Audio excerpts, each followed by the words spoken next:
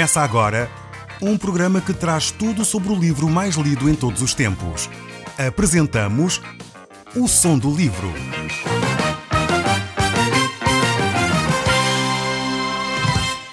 Seja muito bem-vindo. Neste podcast vai encontrar o livro mais conhecido e lido em todo o mundo.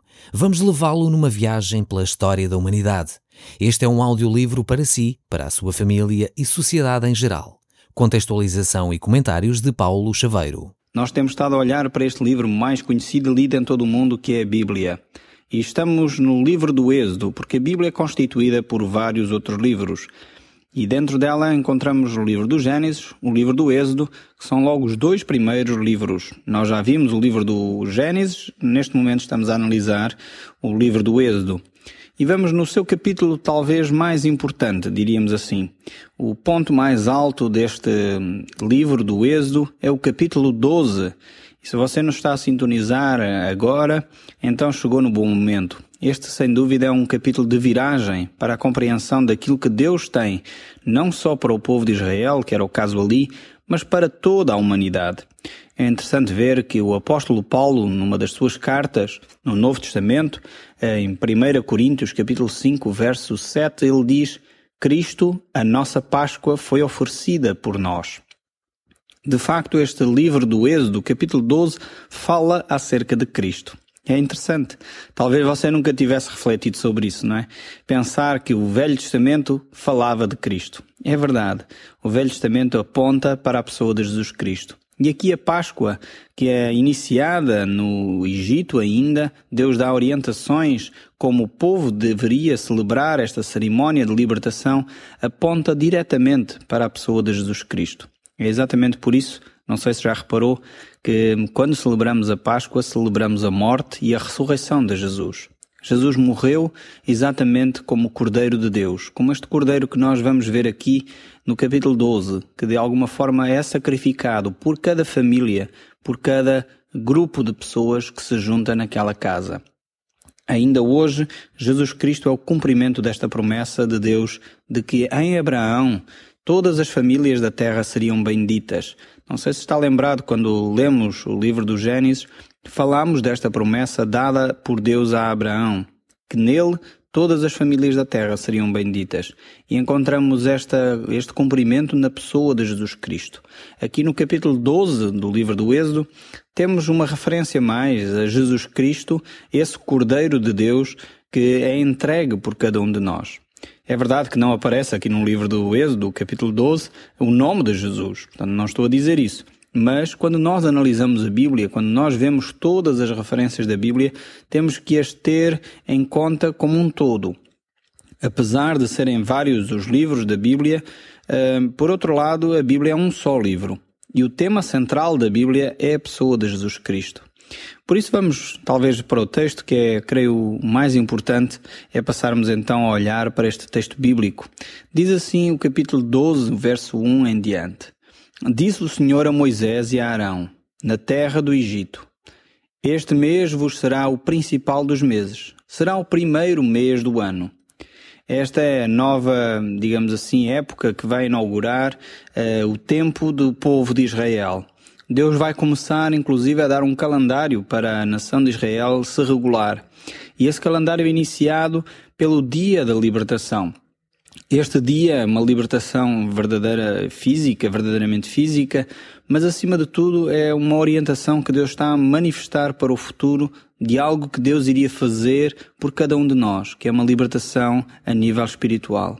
Esta Páscoa simbolizava, de facto, o dia da libertação para o povo de Israel. Talvez teria um sentido idêntico ao nosso 25 de Abril, ou ao início logo do reino, quando o nosso primeiro rei começou a desbravar terreno. É algo semelhante para os israelitas este dia da libertação do Egito, é algo semelhante para nós quando fomos libertados de alguma situação que nos oprimia, de algumas situações que limitavam a liberdade dos povos. E assim este ficou como um marco histórico para os israelitas, este dia de Páscoa. Era exatamente isso que Deus queria trazer, um memorial para este povo, ficar na memória do povo um dia importante. e esse dia simbolizava a libertação do povo da escravidão do Egito. Deus iria fazê-lo através de um sacrifício, o sacrifício de um animal. Esse animal que seria de alguma forma sacrificado e o seu sangue seria colocado em volta das portas para ficar como marca, para ficar como sinal. Pois Deus iria agir de uma forma justa e de uma forma também que iria marcar a mentalidade e as emoções daquele povo de Israel, mas também do povo egípcio. Tudo isto acontece então pelo poder de Deus e de alguma forma Deus faz isso para manifestar a sua libertação a cada um de nós. Esta penalidade que era necessário para que houvesse libertação, esse derramamento de sangue para que houvesse de alguma forma o retirar da culpa, é exatamente o mesmo que Jesus Cristo fez. Um texto da Bíblia em Hebreus diz que sem derramamento de sangue não há perdão dos pecados. E é exatamente o que Deus faz através da pessoa de Jesus Cristo e o Espírito Santo torna esse sacrifício real para nós. É por isso também que um outro texto, um outro profeta diz que não é por força nem por violência, mas pelo meu Espírito, diz o Senhor dos Exércitos. É pela ação de Deus que a libertação pode vir até si e a mim, não por grandes sacrifícios meus ou seus, não por força nem por violência, mas pela ação do próprio Deus. E Deus irá agir nas famílias de Israel. Digamos assim que Deus começou esta obra de libertação e de proclamação da verdade em Israel e era de alguma forma este começo desta nação. A nação de Israel estava a começar neste dia, celebrando esta cerimónia. E o ênfase ainda que era dado na família, eram as famílias que se deveriam juntar, ainda mesmo assim era uma nação que estava a surgir. É necessário lembrar que as nações são constituídas por famílias. Digamos assim, a família é o tijolo de uma grande muralha, que é a nação. E é esta obra de instituir uma nova nação que Deus está a fazer, ao trazer a Páscoa para ser celebrada pelos israelitas. Esta cerimónia que nós vamos ver tem grande impacto na vida e na família de Israel. E é necessário que eles entendam bem aquilo que estão a celebrar. Continua o texto bíblico dizendo, no verso 3, Falai a toda a congregação de Israel, dizendo, Aos 10 deste mês, cada um tomará para si um cordeiro, segundo a casa dos pais, um cordeiro para cada família. Aqui temos alguns pontos interessantes a realçar. O primeiro é que o cordeiro é para cada família, segundo cada casa, segundo cada família. Temos uma celebração aqui, uma celebração familiar. O cordeiro fala do sangue que deve ser exposto, colocado na ombreira da porta também. E esta é outra verdade que deve ser também anunciada. Por um lado, a família é o elo fundamental, por outro lado, também o sangue era algo que iria ficar marcado na ombreira de cada casa. Diz o verso 4 ainda, se a família for pequena para um cordeiro, então convidará ele o seu vizinho mais próximo, conforme o número de almas, conforme o que cada um puder comer.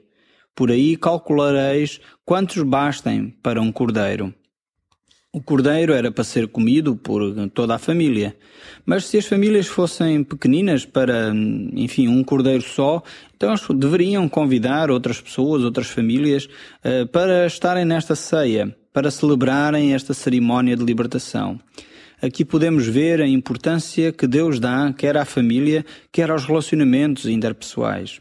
Cada vez mais na nossa sociedade nós vamos vendo que os indivíduos estão se afastando cada vez mais um do outro, cada vez mais estão fechados sobre si próprios.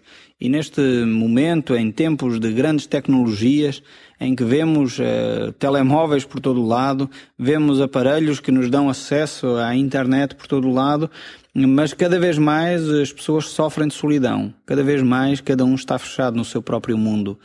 Deus aqui traz à nossa reflexão esta ideia importantíssima que é o estabelecermos relacionamentos, o mantermos estes laços de amizade, estes laços fraternais que são fortes para nos unir e para nos suportar na hora difícil. São as famílias que são a base de qualquer sociedade. E a partir do momento que as famílias são atacadas, a partir do momento que há uma desestruturação nas famílias, então torna-se difícil que uma sociedade esteja saudável, viva de uma forma saudável o seu dia-a-dia. É necessário retomarmos estes princípios, valorizarmos as famílias e darmos ênfase a esses relacionamentos que são extremamente importantes. Este cordeiro deveria ser morto e a sua carne deveria ser comida. Porém, o seu sangue teria de ser exposto nas ombreiras das portas. Deveria ficar exposto para fora, manifestando de facto esta relação que esta família tinha com Deus. Uma relação baseada na obediência, uma relação baseada naquilo que Deus tinha dito. De alguma forma, isto significava uma manifestação de fé que este povo iria fazer.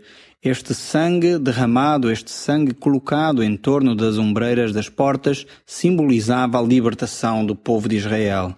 E no verso 5 diz o texto o seguinte: o cordeiro será sem defeito, macho de 1 ano. Podereis tomar um cordeiro ou um cabrito. Estes cordeiros deveriam ser especiais, deveriam ser novos e deveriam ser sem qualquer doença, sem qualquer defeito. E ainda diz o texto o seguinte: e o guardareis até ao 14º dia deste mês, e todo o ajuntamento da congregação de Israel o imolará no crepúsculo da tarde. Cada família deveria então juntar-se e ter estes animais preparados para esta ceia. Eles deveriam ser mortos para, de alguma forma, celebrar esta libertação de Deus. Certamente milhares e milhares de cordeiros foram mortos naquela noite para que o povo de Israel pudesse encontrar libertação, para que o povo de Israel não fosse tocado por esse anjo que iria passar. Mas qual o sentido mais profundo deste texto? Nós já temos dito aqui e certamente vamos repeti-lo. Está lembrado porque é que era necessário este cordeiro? Certamente, é isso mesmo. Ele apontava para a pessoa de Jesus Cristo e ele era a manifestação da fé que o povo colocava em Deus. Eles sabiam que era necessário obedecer a Deus. E eles, ao tomarem esse cordeiro, estavam a dizer que confiavam em Deus e naquilo que Deus tinha dito para a sua libertação. Até à data, todos os milagres que Deus havia feito no Egito não requeria do povo de Israel qualquer ação. Eles simplesmente estavam a assistir à manifestação do poder de Deus. Agora, para este último milagre, Deus está a pedir ao povo uma ação. É necessário que eles exerçam a sua fé. E é necessário que eles tomem algumas providências. Se juntem como famílias, possam assar este cordeiro junto, celebrar esta festa de comunhão, chamar-se, são pequenas famílias, chamar os seus vizinhos e estarem juntos nesta festa de comunhão e agirem em fé, sabendo que é a orientação de Deus que é importante. Eles pegavam então nesse sangue desse cordeiro e colocavam à volta das suas portas. E dessa forma eles esperavam em fé que Deus os iria guardar. Não por causa de si mesmos, não por causa do cordeiro, mas por causa da palavra de Deus. Diz o verso 7, tomarão do sangue e o porão em ambas as ombreiras, na verga das portas, nas casas em que comerem. Os filhos de Israel então tinham estas orientações dadas por Deus para se resguardarem, para ouvirem e cumprirem aquilo que Deus estava a dizer, para se resguardarem do anjo que iria passar em todo o Egito, para de alguma forma fazer a última justiça que tinha que ser feita. Naquela noite, diz ainda o verso 8, comerão a carne assada no fogo, com pães asmos e ervas amargas a comerão. Não comereis do animal nada cru, nem cozido em água, porém assado ao fogo, a cabeça, as pernas e as fessuras. Vemos aqui orientações bem específicas de como esta Páscoa deveria ser comida. É, no entanto, fantástico ver como Deus orienta o povo para celebrar esta vitória, esta libertação que o povo iria experimentar. Era necessário fé da parte do povo para agir desta maneira. Eles continuavam ainda escravos. No entanto, eles já estavam a celebrar a sua vitória sobre a libertação. Eles estavam já a comemorar, digamos assim, a sua liberdade, ainda que permaneciam no Egito. No entanto, Deus estava a dar orientações muito claras sobre a forma como eles deveriam fazer. Eles deveriam estar em família e deveriam manter esses laços familiares, reforçá-los até. Se necessário, se forem uma pequena família, deveriam convidar então os seus vizinhos para comerem esta Páscoa.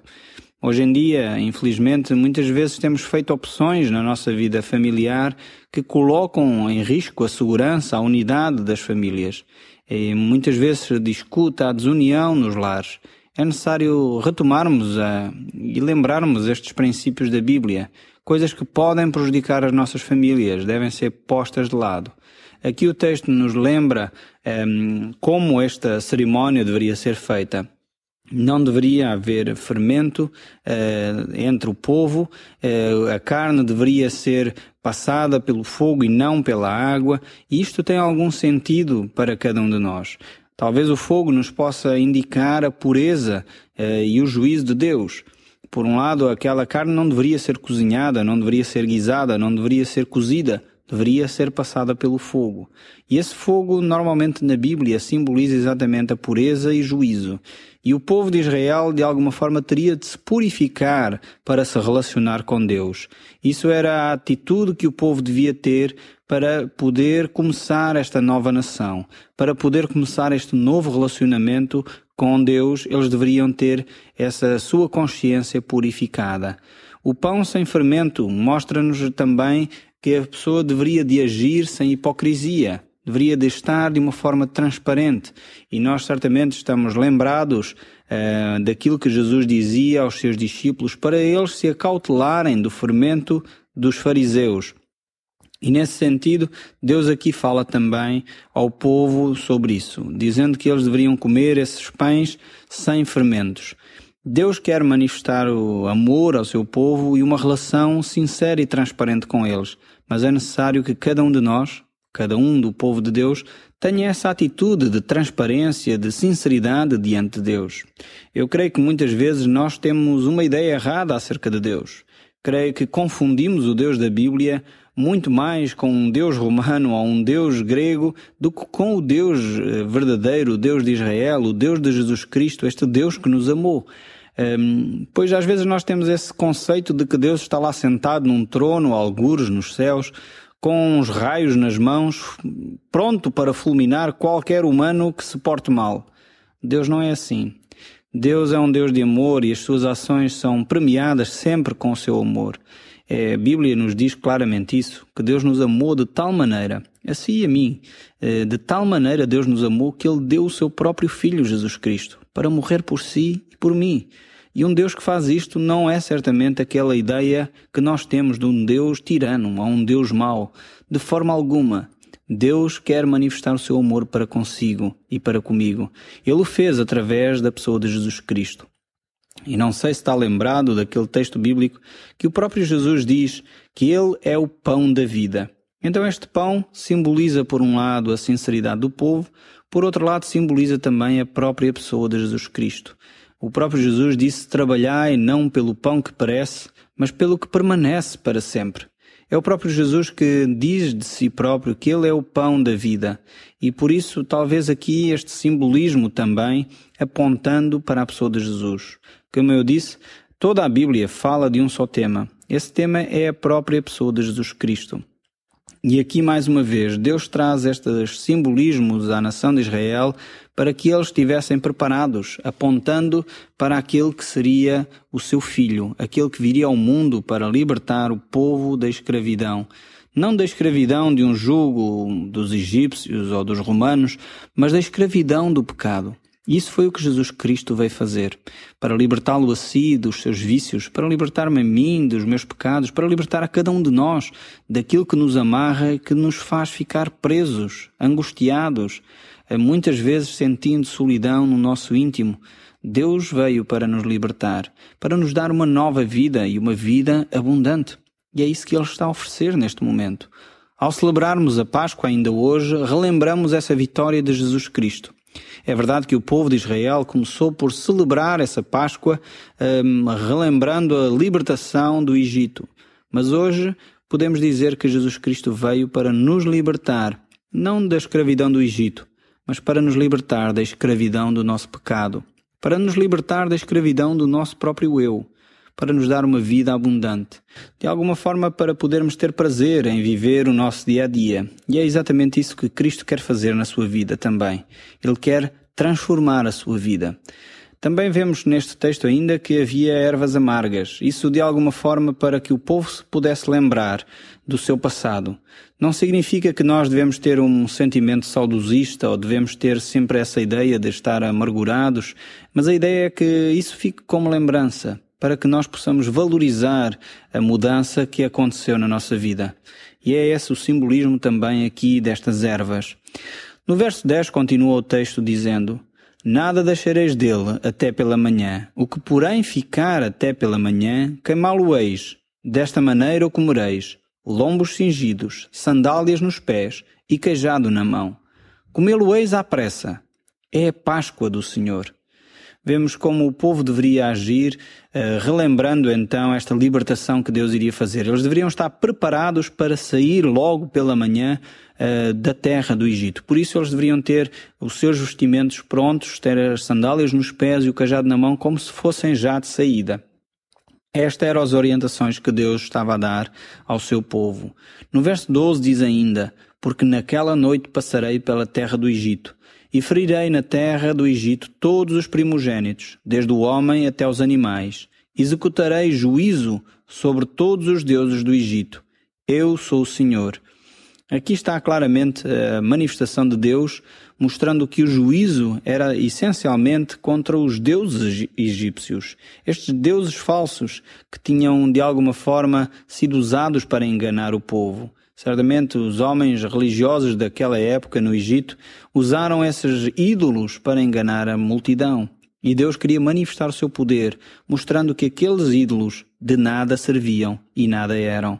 Esta era a grande mensagem que Deus estava a deixar pelas pragas, pelas maravilhas que Deus estava a operar no Egito. Diz ainda o verso 13: o sangue vos será por sinal nas casas em que estiverdes. Quando eu vir o sangue, passarei por vós, e não haverá entre vós praga destruidora, quando eu ferir a terra do Egito. Esse sangue era então o simbolismo do próprio sangue de Jesus Cristo, que ainda hoje nos livra da condenação e nos livra do nosso pecado. Este sangue era o sinal nas casas, diz o próprio texto. É exatamente assim que Deus se relaciona ainda conosco. Olhando para nós, não pelas nossas falhas, mas olhando para nós pelo sangue de Jesus Cristo. E é exatamente por causa desse sangue que nós hoje podemos ter acesso a Deus. E talvez, se você compreende isto, talvez é a hora de você parar e dizer a Deus: Senhor, eu quero receber esta libertação. Estou escravizado por vícios que eu tenho, mas eu quero abandonar isso. E eu sei que pelas minhas forças não consigo. Então, pelo sangue de Jesus Cristo, eu peço essa libertação. E é no nome do próprio Jesus que eu oro. Se você fez esta oração sincera, Deus certamente irá cumprir a promessa de libertação que Ele traz através da pessoa de Jesus Cristo.